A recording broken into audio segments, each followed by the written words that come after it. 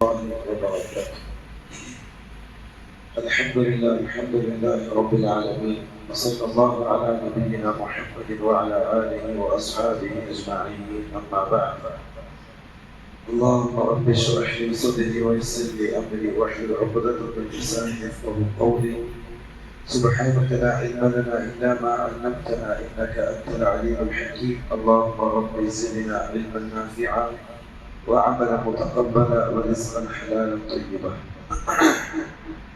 പ്രിയമുള്ള സഹോദരന്മാരെ, നമ്മൾ ഇൻഷാ അല്ലാഹ് ഇന്നു മുതൽ പഠിക്കുന്നത് അഹ്ലുസുന്നത്തി വൽ ജമാഅത്തിന്റെ അഖീദയെ സംബന്ധിച്ച്.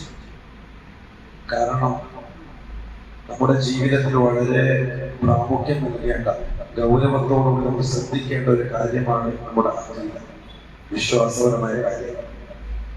ഇരു ലോകത്തെയും വിജയം ആ അഖീദ ശരിയാക്കുന്നതിലൂടെയാണ്. അതുകൊണ്ട് തന്നെ അഹ്ലുസുന്നത്തി വൽ ജമാഅത്തിന്റെ അഖീദ എന്താണോ അത് നമ്മൾ പഠിക്കൽ അനിവാര്യമാണ്. എന്തുകൊണ്ട്? റസൂലുള്ളാഹി സ്വല്ലല്ലാഹു അലൈഹി വസല്ലം തങ്ങളുടെ ഒരു ഹദീസ്, റസൂലുള്ളാഹി തങ്ങൾ പറയാണ്, എന്റെ ഉമ്മത്ത് 73 വിഭാഗങ്ങളായിട്ട് തിരിയും. ആ 73 വിഭാഗത്തിൽ 72 വിഭാഗവും നരകത്തിലാണ്. ഒരു വിഭാഗം മാത്രമേ സ്വർഗ്ഗത്തിലുള്ളൂ. റസൂലുള്ളാഹി തങ്ങൾ റസൂലുള്ളാഹിയുടെ ഉമ്മത്തിനെ സംബന്ധിച്ചാണ് പറയുന്നത്. സഹാബാക്കൾ ചോദിച്ചു, ആ ഒരു വിഭാഗം ആരാണ്? റസൂലുള്ളാഹി തങ്ങൾ പറഞ്ഞു, മാ അന അലൈഹി യൗമ വഅസ്ഹാബി, ഞാനും എന്റെ സഹാബാക്കളും ഏതൊരു പാതയിലാണോ നിലകൊണ്ടത്, ഏതൊരു മാർഗത്തെയാണോ മുറുകെ പിടിച്ചത്, അതിനെ മുറുകെ പിടിച്ച് ജീവിക്കുന്നവർ മാത്രമേ രക്ഷപ്പെട്ടു. അപ്പൊ റസൂലുള്ളാഹി തങ്ങളുടെയും സഹാബാക്കളുടെയും അഖീദ, റസൂലുള്ളാഹി തങ്ങളുടെയും സഹാബാക്കളുടെയും കർമ്മപരമായ ഇബാദത്ത്പരമായ കാര്യങ്ങൾ, റസൂലുള്ളാഹി തങ്ങളുടെയും സഹാബാക്കളുടെയും ആദർശം, റസൂലുള്ളാഹി തങ്ങളുടെയും സഹാബാക്കളുടെയും സ്വഭാവം, അതായിരിക്കണം ആ വിജയിച്ച കക്ഷികളുടെ സ്വഭാവം, ആ വിജയിച്ച കക്ഷികളുടെ ആദർശം, ആ വിജയിച്ച കക്ഷികളുടെ അഖീദ, വിശ്വാസം, അവരുടെ മനസ്സ്. അതുകൊണ്ട് തന്നെ ഏതൊരു അഖീദയാണോ അഹ്ലുസുന്നത്തി വൽ ജമാഅത്തിൽ പഠിപ്പിക്കപ്പെട്ടിട്ടുള്ളത് അതിനെ സംബന്ധിച്ച് നമ്മൾ പഠിക്കൽ അനിവാര്യമാണ്. അത് ഉൾക്കൊള്ളൽ വാജിബാണ്. നമുക്കറിയാം, 3 കാര്യങ്ങൾ, 3 അടിസ്ഥാന കാര്യങ്ങളാണ് അഹ്ലുസുന്നത്തി വൽ ജമാഅത്തിന്റെ അഖീദ എടുക്കപ്പെട്ടിട്ടുള്ളത്. 3 അടിസ്ഥാന കാര്യങ്ങൾ. അത് വ്യക്തമായി മനസ്സിലാക്കിയാൽ ഏറെക്കുറെ അഖീദയുമായി ബന്ധപ്പെട്ട കാര്യങ്ങളൊക്കെ, സംശയങ്ങളൊക്കെ നമുക്ക് മാറ്റാൻ സാധിക്കും. ഈ 3 അടിസ്ഥാനത്തിന്റെ പ്രത്യേകത, ഇന്ന് ഭൂമിലോകത്ത് കണ്ടുകൊണ്ടിരിക്കുന്ന അഹ്ലുസുന്നത്തി വൽ ജമാഅത്ത് അല്ലാത്ത പിഴച്ചു പോയ എല്ലാ വിഭാഗക്കാരും ഈ 3 അടിസ്ഥാനങ്ങളിൽ ഏതെങ്കിലും ഒന്നിൽ പിഴവ് സംഭവിച്ചവരായിരിക്കും. ഈ 3 അടിസ്ഥാന കാര്യങ്ങൾ ക്ലിയർ ആയത് അഹ്ലുസുന്ന മാത്രം. ഈ 3 അടിസ്ഥാന കാര്യത്തിൽ ഏതെങ്കിലും തെറ്റിപ്പോയതായിരിക്കും മറ്റുള്ള വിദഅത്തിന്റെ കക്ഷികളായി പിഴച്ചു പോയവരായി അറിയപ്പെട്ടിട്ടുണ്ടാകുക. അതുകൊണ്ട് ഈ 3 അടിസ്ഥാന കാര്യങ്ങൾ നമ്മൾ മനസ്സിലാക്കി വെക്കുക.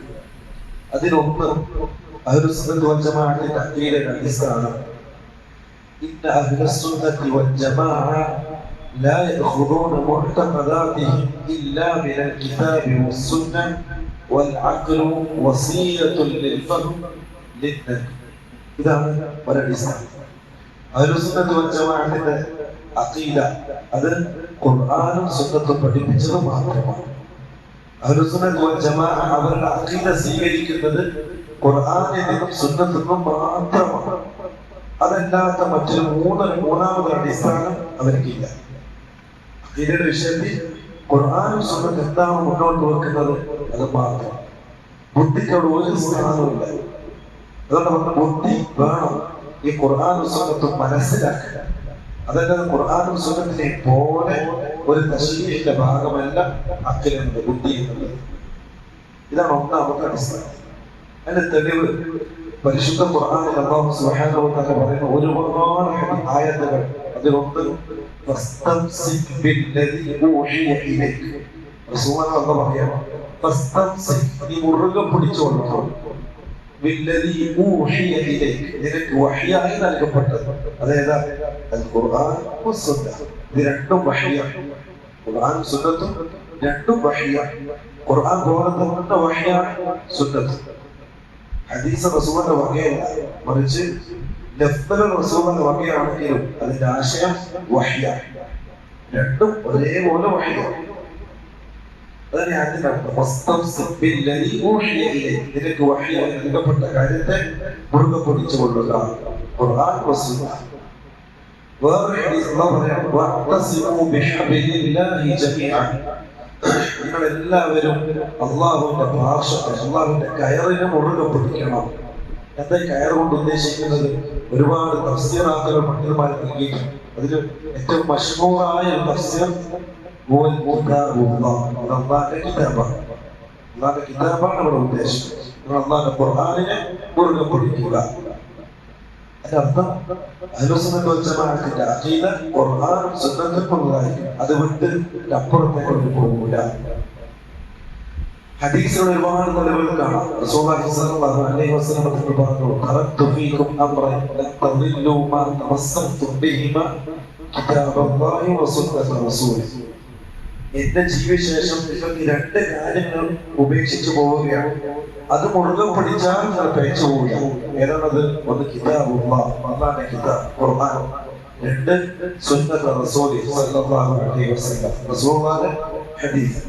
ഈ ഹദീസ് ഖുർആനും ഹദീസും ആയിരിക്കണം നിങ്ങൾ അഖീദ നിങ്ങൾ സ്വീകരിക്കേണ്ടത്. വേറെ ഹദീസ് റസൂലുള്ളാഹി സ്വല്ലല്ലാഹു അലൈഹി വസല്ലം പറയാം, അലൈക്കും ബിസുന്നതി, നിങ്ങൾ എന്റെ സുന്നത്തിനെ മുറുകെ പിടിക്കണം. അതായത് റസൂലുള്ളാഹിന്റെ സുന്നത്ത്.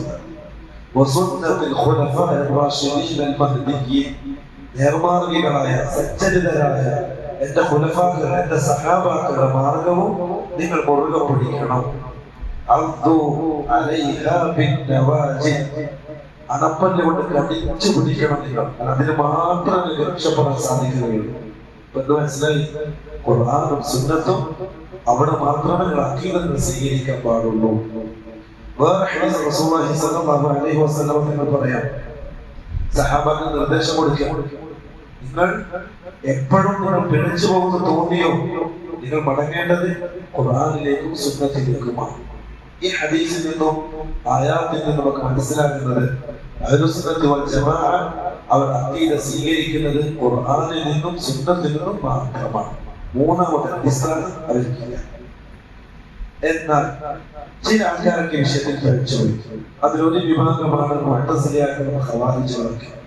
അവര് ഖുർആനും സുന്നത്തിനും പകരം ബുദ്ധി അടിസ്ഥാനപ്പെടുത്തിക്കൊണ്ട് അഖീദ സ്വീകരിച്ചു. ബുദ്ധി അടിസ്ഥാനപ്പെടുത്തിക്കൊണ്ട് അഖീദ സ്വീകരിച്ചു. ഖുർആനും സുന്നത്ത് എന്ത് പറഞ്ഞോ എന്നതിനല്ല അവർ നിന്നത്, മറിച്ച് അതിനപ്പുറം അവരുടെ ബുദ്ധി അവർക്ക് മനസ്സിലാക്കി കൊടുക്കുന്ന, അവരുടെ ബുദ്ധി വെച്ചുകൊണ്ട് മനസ്സിലാക്കി എടുക്കുന്ന കാര്യങ്ങൾ അവർ അഖീദയായി സ്വീകരിച്ചു. അതിലൂടെ എന്തായി? അവര് പിഴച്ചുപോയി. അത് മുൻഗാമികളായ ബിദ്അത്തിന്റെ ആൾക്കാർ. അതിന്റെ പിൻഗാമികൾ ഇന്നും ബുദ്ധി അടിസ്ഥാനപ്പെടുത്തി അഖീദയെ വേർതിരിക്കുന്നു. ഖുർആനും സുന്നത്തിന് പകരം അവർ ബുദ്ധി കൊണ്ട് ചിന്തിച്ച് ഒരു അഖീദ അവരുണ്ടാക്കുകയും അത് വിശ്വസിക്കുകയും ചെയ്യുന്നു. അത് മുഖേന അവർ ചെയ്തു പിഴച്ചുപോയി. ഒരുപാട് ഉദാഹരണങ്ങൾ നമുക്ക് കാണാവുന്നതാണ്. അതേപോലെ മറ്റൊരു കൂട്ടർ സൂഫിയാക്കൾക്ക് അവർ അഖീദ സ്വീകരിക്കുന്നത് ഖുർആനും സുന്നത്തും അല്ല, മറിച്ച് സ്വപ്ന കഥകളും അതേപോലെ തന്നെ ശരീരങ്ങളും ഊഹാപോഹങ്ങളും അവരുടെ ശൈലി മുരീദന്മാർക്ക് പറഞ്ഞു കൊടുക്കുന്നതായ സ്വപ്ന കഥകളുമാണ് അവരുടെ അഖീദയുടെ അടിസ്ഥാനം. അതിലൂടെ അവരും പിഴച്ചുപോയി. അല്ലേ? അഹ്ലുസുന്നത്ത് വൽ ജമാഅ അവർ പിഴച്ചു. കാരണം അവർ അഖീദ സ്വീകരിച്ചത് ഖുർആനും സുന്നത്തുമല്ല, മറിച്ച് അവരുടെ ശൈഖന്മാർ പറഞ്ഞു കൊടുക്കുന്നത്, അതല്ലെങ്കിൽ അവരുടെ സ്വപ്ന കഥകളിലൂടെ അവർക്ക് ലഭിക്കുന്നത്. ഒരു രാത്രി ഒരാൾ സ്വപ്നം കാണും, അവര് പറയും, ഇന്ന സ്ഥലത്ത് ഇന്നൊരു സ്ഥലമുണ്ട്, ഇവിടെ ബർക്കത്താക്കപ്പെട്ട സ്ഥലമാണ്, അവിടെ പോയി നിങ്ങൾ ബർക്കത്ത് എടുക്കണം. പിഴച്ചുപോയി. കാരണം അവര് ഈ അഖീദ സ്വീകരിച്ചത് ബുദ്ധിയുടെയും സ്വപ്നത്തിന്റെയും അടിസ്ഥാനത്തിലാണ്. ഇതാണ് ഒന്നാമത്തെ അടിസ്ഥാനം. അഹ്ലുസുന്നത്ത് വൽ ജമാഅ അവരുടെ അഖീദ സ്വീകരിക്കുന്നത് ഖുർആനിലൂടെയും സുന്നത്തിലൂടെയും മാത്രമാണ്. നമ്മൾ മനസ്സിൽ ഉറപ്പിച്ചു. നമ്മൾ ചിന്തിക്കുക, ഈ ഖുർആനിലും സുന്നത്തിലും അല്ലാത്ത എന്തെങ്കിലും ഒരു അഖീദ നമ്മൾ കണ്ടാൽ അത് തിരിഞ്ഞു നോക്കേണ്ട ആവശ്യം തന്നെ വിശ്വാസികൾക്ക് ഇല്ല. അത് അഹ്ലുസുന്നത്തിന് എതിരായിരിക്കും, ബാത്തിലായിരിക്കും. രണ്ടാമത്തത് ഇബാദത്ത്. ഖുർആനും സുന്നത്തും അല്ലാതെ അഹ്ലുസുന്നത്ത് വൽ ജമാഅ ഇബാദത്ത് കൊടുക്കുന്നത് സ്ഥിരപ്പെടുത്തുന്നു. അഥവാ നിങ്ങൾ ഖുർആനിലും സുന്നത്തിലും അടിസ്ഥാനപ്പെടുത്തിക്കൊണ്ട് അല്ലാതെ ചില ഇബാദത്തുകൾ നിങ്ങൾ കണ്ടാൽ നിങ്ങൾ തള്ളിക്കൊള്ളുക. എന്തായിരിക്കും? ബിദ്അത്തായിരിക്കും, സ്വീകരിക്കാൻ പാടില്ലാത്തതായിരിക്കും. ഇതാണ് ഒരടിസ്ഥാനം. ബാക്കി ഇൻഷാ അല്ലാഹ് അടുത്ത ക്ലാസ്സുകളിൽ നമുക്ക് പഠിക്കാം. അല്ലാഹു ഇൽമിലും സമയത്തിലും ആരോഗ്യത്തിലും സമ്പത്തിലും നല്ല ബർക്കത്ത് നൽകി അനുഗ്രഹിക്കട്ടെ. ഹദാ വല്ലാഹു അഅലം. വസല്ലല്ലാഹു അലാ നബിയിന മുഹമ്മദ് വഅലാ ആലിഹി വസഹ്ബിഹി വസല്ലം.